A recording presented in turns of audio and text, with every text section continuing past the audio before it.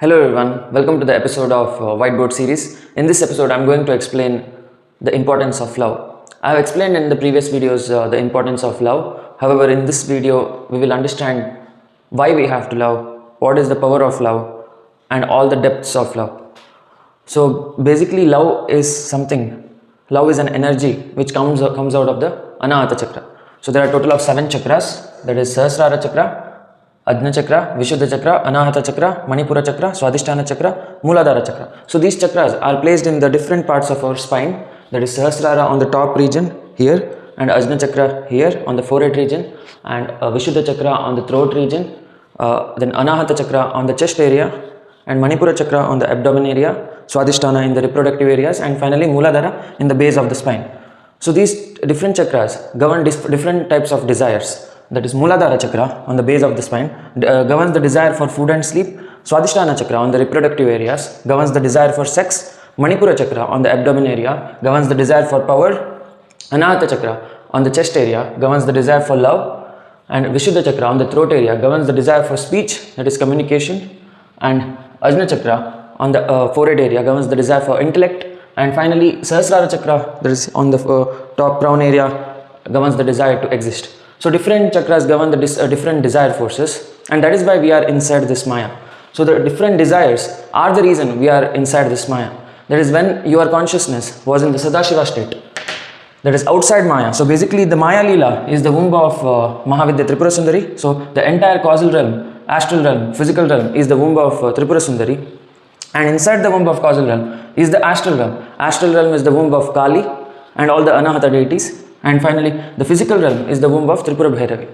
So each chakra has its own Mahavidyas.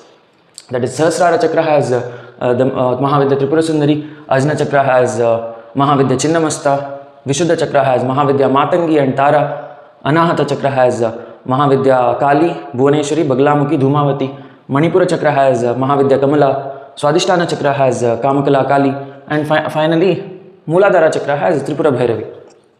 So different chakras has different Mahavidyas. So how did all these Mahavidyas, that is the desire forces of Mother Nature, come into our body and mind? So I will start with the origin of the consciousness. So our consciousness was initially in the Sadashiva state. Sadashiva didn't have anything. He is devoid of everything. He doesn't have desires. He doesn't have thoughts. His pure consciousness, pure naked consciousness, without any kind of Maya, without any, I cannot even explain what is he, because it is pure void, pure nothingness, but it has the ability to create everything. That pure consciousness of full of intelligence, 100% intelligence, 100% awareness. It has the ability to create so many things, the entire universe, multiverse, it has the ability. But it doesn't do anything. Sadashiva doesn't do anything. Sada means always. Shiva means nothingness, always nothingness. But from there, our consciousness. So now Sadashiva is inside all of us. That is, he is unrealized now. So he was in the pure nothingness state. But then, by Sadashiva I don't mean someone else. Make that very clear. Sadashiva is not someone else. Sadashiva is you, me, and every one of us, whoever is watching this video, whoever is on Mother Earth, whoever is in this universe. Everyone are Sadashiva. Even the plants, birds, everything. So all these pure consciousness got a desire. All of us got a desire. And where we went? When we had a desire, we went to Mahavidya Tripura Sundari. Mahavidya Tripura Sundari. We went to her. We asked, she is our mother. We asked, Amma, I want to manifest. Please help me fulfill my desire. I am not able to stay in that always Shiva state. My consciousness is longing for something. It is longing for a desire. So Amma tells, okay, I will be there with you. If you want to fulfill your desire, I will be there with you. I will be placed in all of your chakras. I will be placed in your Kundalini, in the spine area, and I will fulfill all your desires. So that was the condition between Sadashiva and Mahavidya Tripura Sundari. So first you went telling Amma, I want to fulfill desire, and she herself came into your consciousness as Kundalini, and she is now there in the spine area. So our mother, the universal mother, is placed in our spine area. and she's there in different forms as different Mahavidyas. Same Mahavidya Tripura Sundari is there in different forms.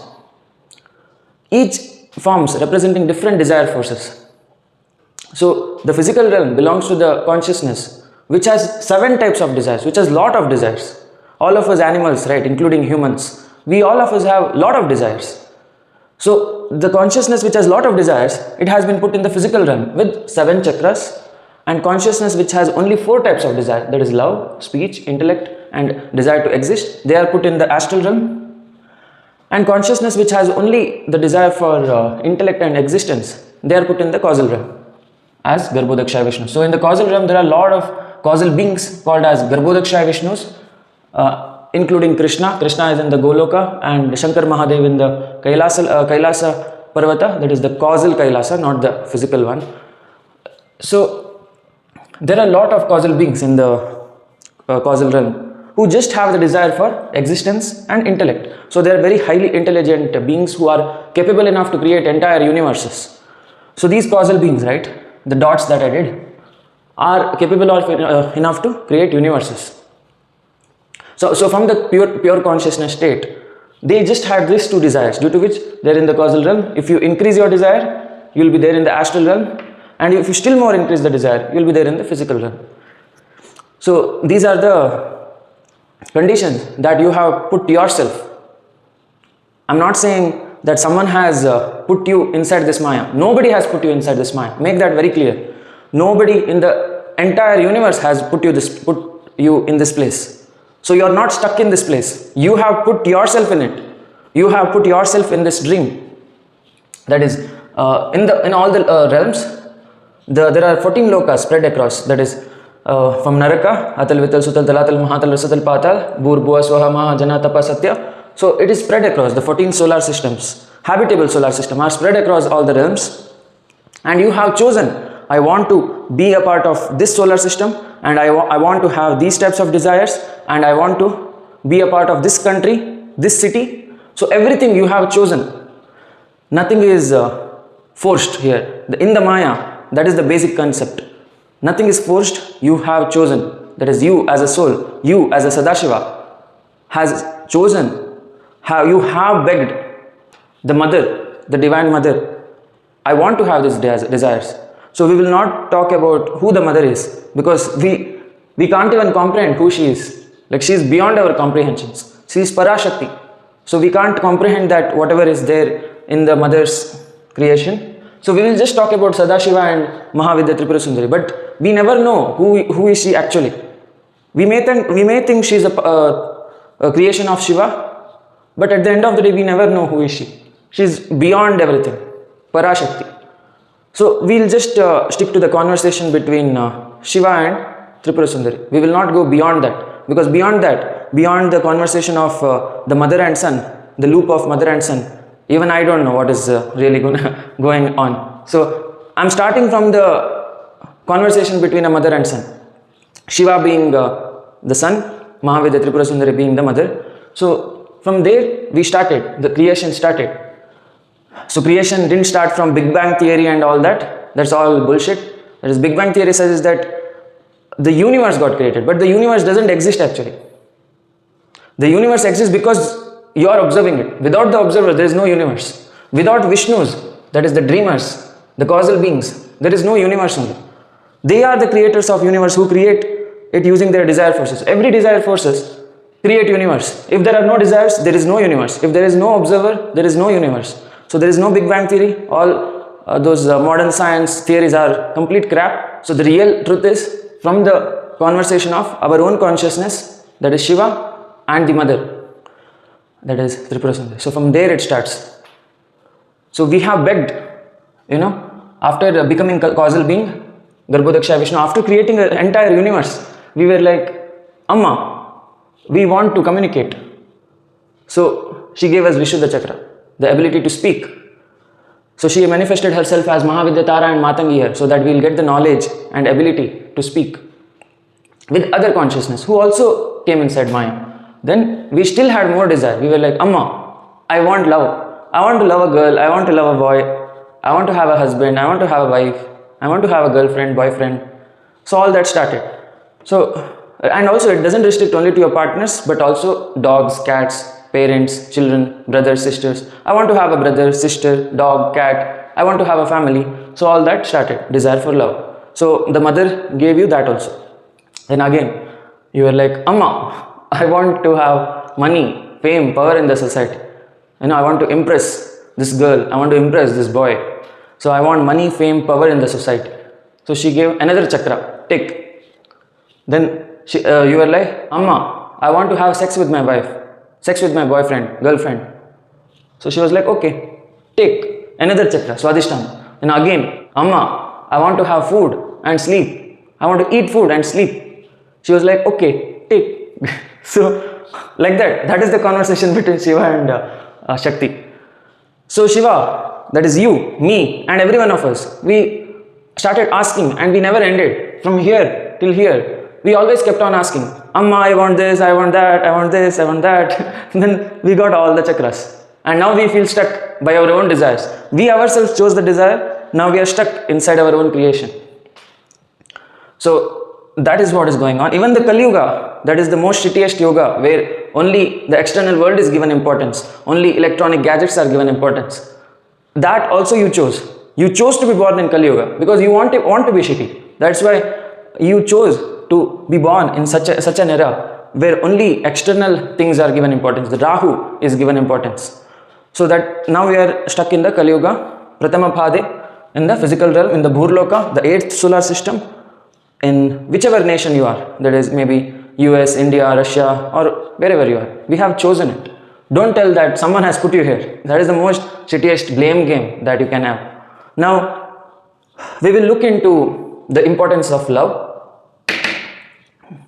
So basically love is the most dominating energy in the astral realm. So all the astral planets are made up of love, are made up of the desire for love and desire for communication. That is Anahata chakra and Vishuddha chakra. The astral realm is full of that. Now we will not look into the Ajna chakra and Sahasrara chakra because that is way beyond our comprehension. That is to have those two desires, top two, as a causal being. It is very tough. It is very complicated. Not easy to understand for our consciousness. So we will just focus on transcending to the astral planets.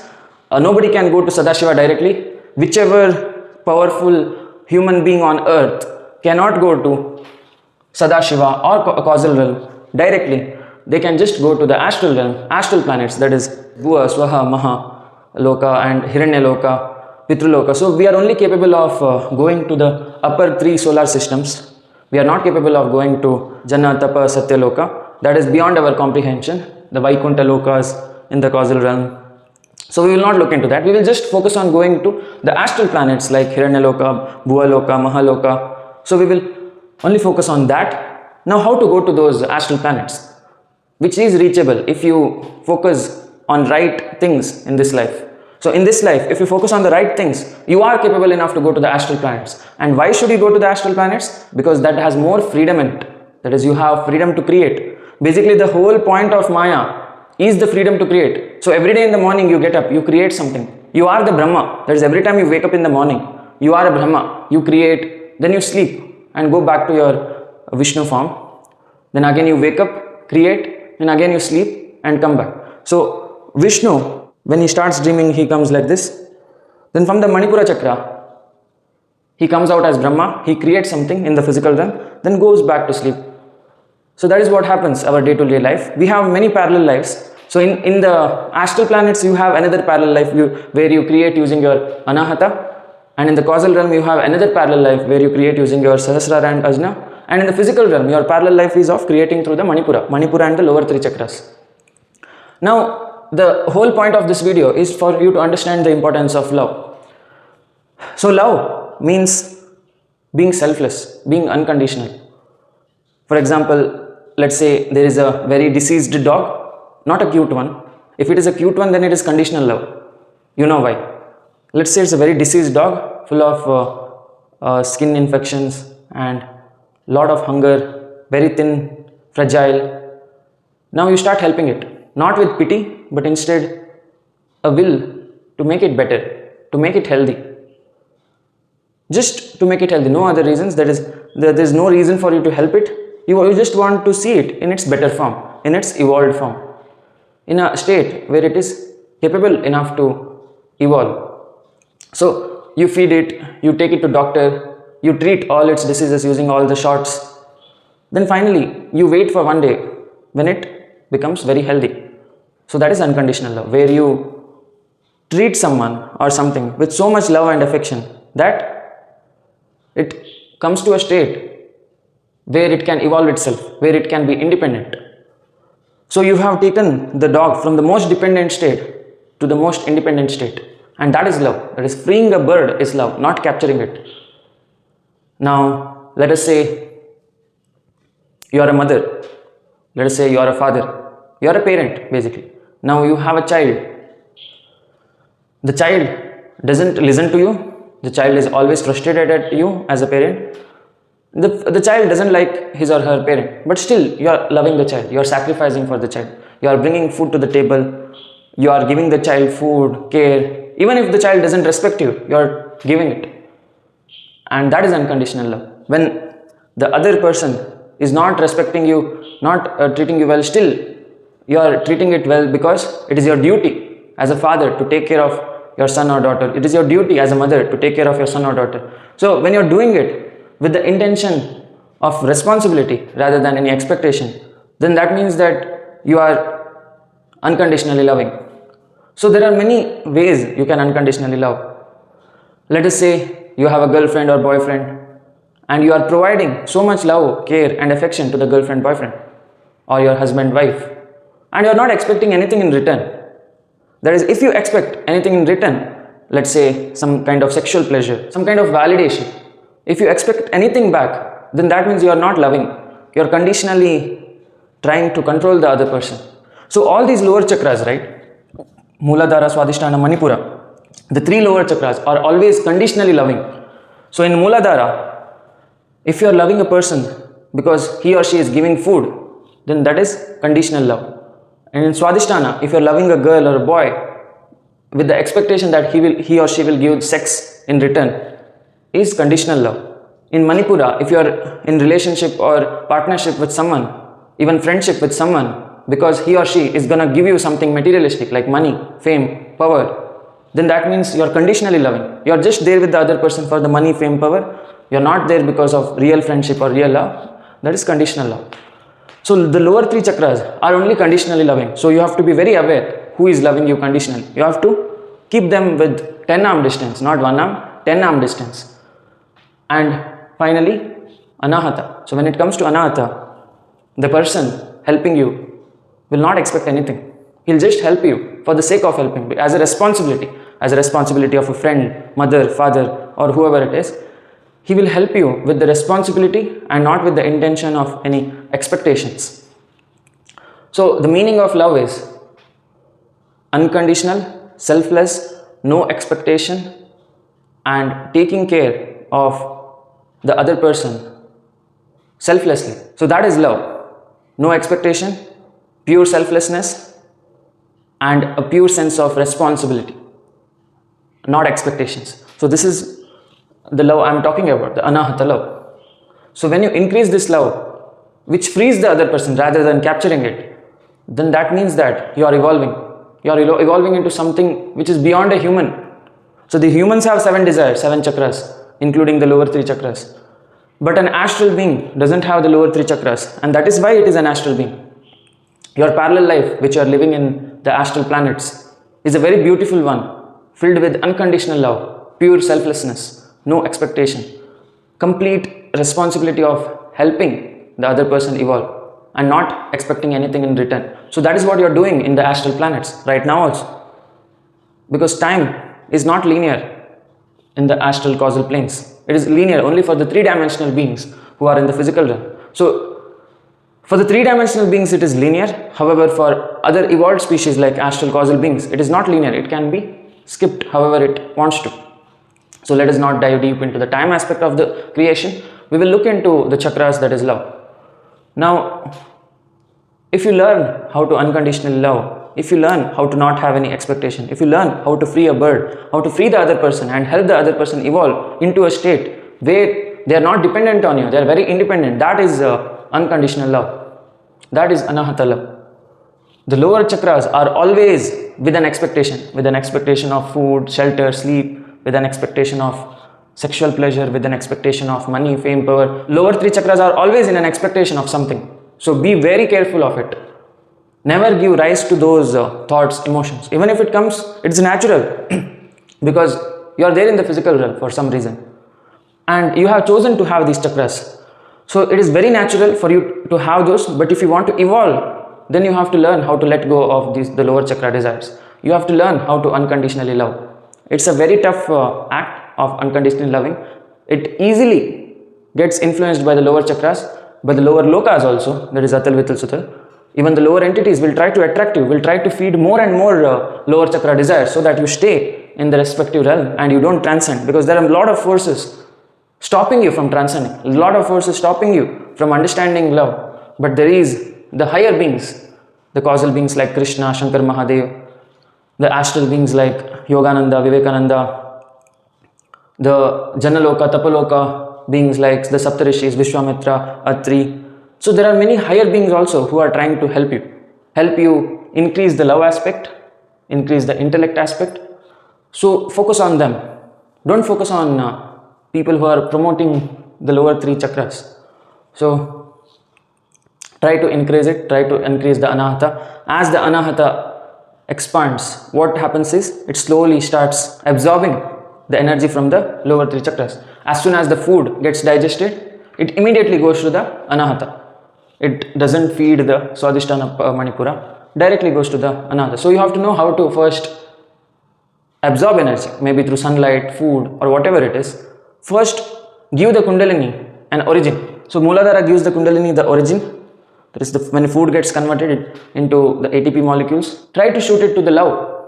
Maybe hug someone, kiss someone, but not with the intention of sexual pleasure, but with the intention of giving them comfort, making them feel loved, making them feel warm. So love them, immediately the energy shoots up to the Anahata. Feed them, take care of them, make them sleep, or teach them something, whatever they desire. So make them free, make them independent. The time you increase the Anahata. So when you practice this for at least 2 to 3 months, then it becomes a habit. The Anahata will always try to pull the energy from the lower chakras. It will never give rise to the lower chakras. So it's a practice which takes a lot of effort. So practice it, go to temples daily, try to love the deities. Loving deities also is very tough because always we are in take relationship. It's not a give and take, because we are not giving anything, we are just taking everything from the deities, because the deities are very powerful beings. The deities help us from the causal realm out of pure responsibility. They don't see us as someone different, rather they see us as their own self, and they help us with the pure sense of responsibility. So they are showing pure unconditional love, but we are the ones who are always in expectation of something. So there is no give and take relationship when it comes to the deities, because we are always trying to take something. So the person who loves the deities without any expectation, just because it is their duty to love, then that means that they have activated the Anahata. If a person doesn't ask anything to the deities, when he goes to the temple, he doesn't ask anything. He just worships the deity out of pure love to see the deity happy.